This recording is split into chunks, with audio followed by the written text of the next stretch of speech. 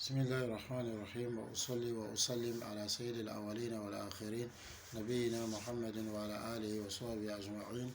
إخوتنا الكرام وأخواتنا الكريمة، نواصل درسنا في كتاب الله، في تفسير كتاب الله سبحانه وتعالى. وقد ذكرنا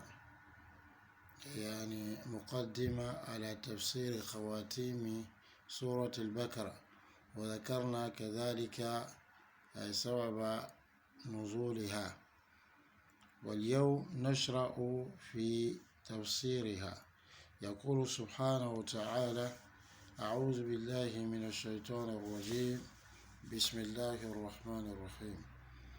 لله ملك السماوات ولله ما في السماوات وما في الأرض، وإن تبدوا ما في أنفسكم أو تخفوه يحاسبكم به الله، فيغفر لمن يشاء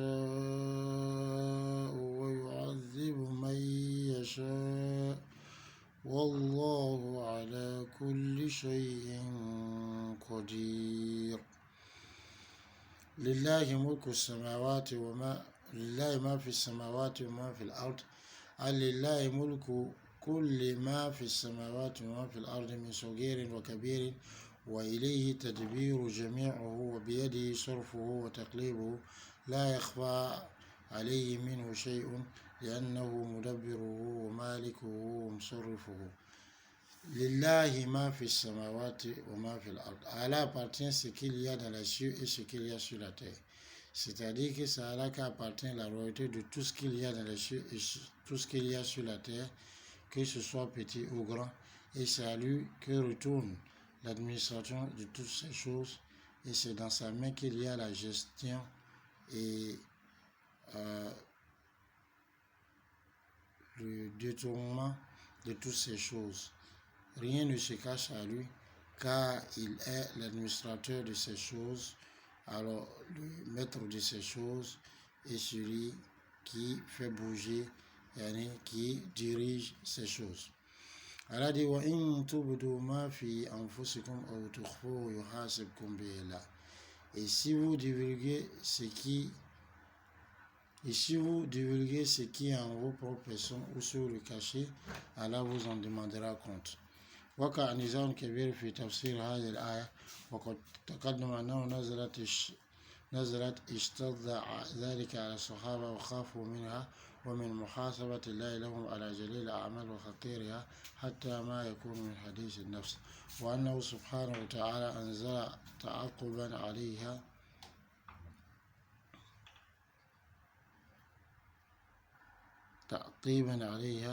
لا يكلف الله نفسا إلا وسعها، لها ما كسبت وعليها ما اكتسبت، فتجوز لهم عن حديث النفس وأخذوا بالأعمال. Elle a dit: et si vous divulguez ce qui est en vos propres personnes, ou si vous le dissimulez, Allah vous en demandera compte. Il y a une grande divergence entre les savants au sujet de l'exégèse de ce verset, mais nous avons déjà dit que lorsque ce verset a été révélé, cela a été rendu pénible pour les compagnons. Cela les a fatigués. Ils ont eu peur de ce verset et ils ont eu peur qu'Allah leur demande des comptes sur toutes les grandes actions comme les minimes, même sur ce qu'ils pensent qui en eux-mêmes qui n'ont pas divulgué.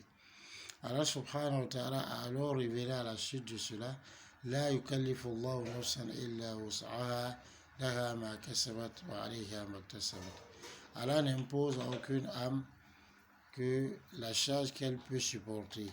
À elle, ce qu'elle aura accompli, et contre elle, ce qu'elle aura fait de mal. Allah subhanahu wa ta'ala les a donc dispensés par rapport à ce qu'ils pensent en eux-mêmes. Donc il ne leur tient pas rigueur pour cela, et il leur tiendra rigueur par rapport aux actions. قال ابن عباس رضي الله عنهما: فكانت هذه الوسوسة مما لا طاقة للمسلمين بها، وصار الأمر إلى أن قضى الله تعالى أن للنفس ما كسبت وعليها ما اكتسبت بالقول والعمل. Ibn Abbas dit à ce propos, radiallahu anhuma, et ces insufflations font partie de ce sur quoi les musulmans n'ont pas pouvoir. Et donc, Allah subhanahu wa ta'ala a fini par juger pour les musulmans que l'âme aura contre elle ce qu'elle a accompli de mal, et l'âme aura pour elle ce qu'elle a accompli de bien, et elle aura contre elle ce qu'elle a accompli de mal en termes de parole et d'action.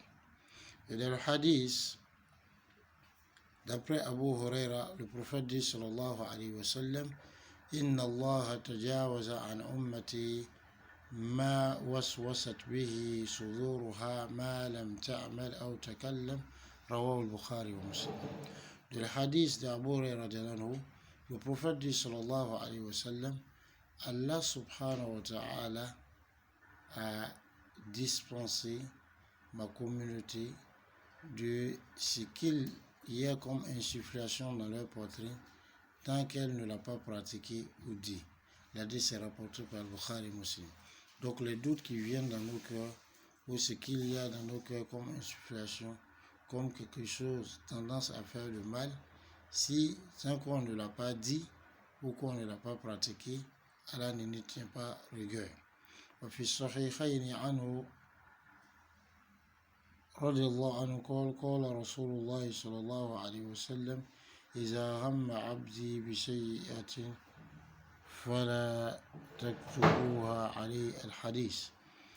Le hadith de Abu Huraira rapporté dans les deux sahih, Rasul dit sallallahu alayhi wa sallam, un hadith kursi, un hadith à caractère divin. Lorsque mon serviteur a l'intention de faire une mauvaise action, ne l'inscrivez pas contre lui. Fayaghfiru liman yasha. Mais le seul endroit sur la terre où, lorsqu'on a l'intention ferme d'accomplir une mauvaise action, même si on ne l'a pas accomplie, on nous inscrit cette mauvaise action, ça c'est à la Mecque. Comme Allah a dit, وَمَنْ يُرِدْ فِيهِ بِإِلْحَادٍ بِظُلْمٍ نُذِقْهُ مِنْ عَذَابٍ أَلِيمٍ. Et donc là, on devrait faire attention. Ensuite donc,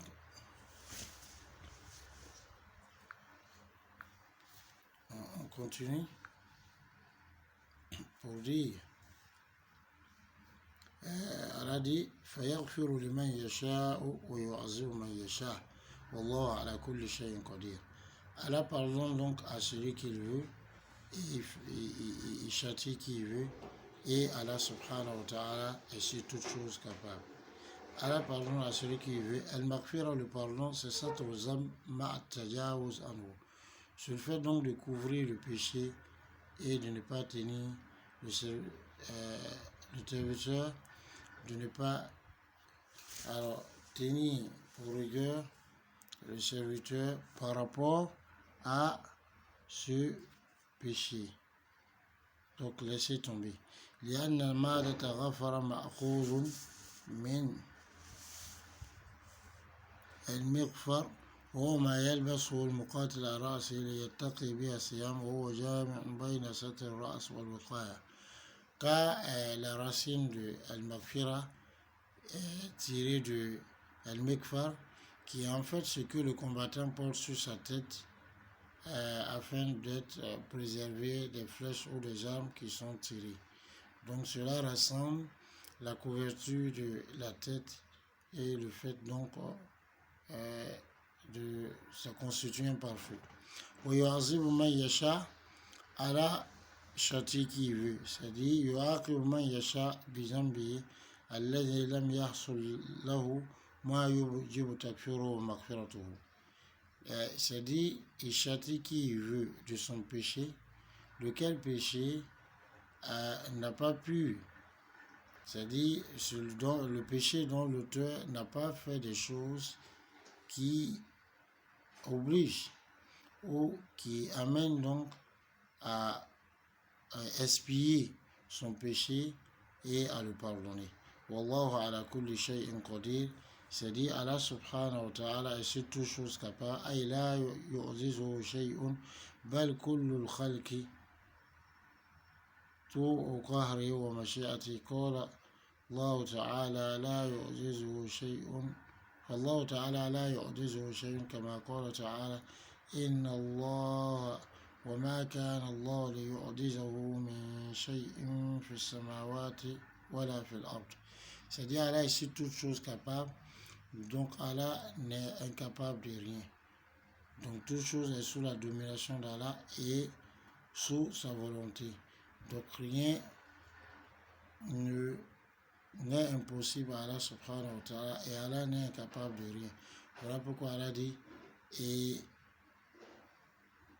rien ne rend Allah subhanahu wa ta'ala rien de ce qu'il y a dans les cieux sur la terre ne rend Allah subhanahu wa ta'ala impuissant et incapable, car on nous accorde la bonne compréhension. ربنا آتنا في الدنيا حسنة وفي الآخرة حسنة وقنا عذاب النار سبحان ربك رب العزة عما يصفون والسلام على المرسلين والحمد لله رب العالمين.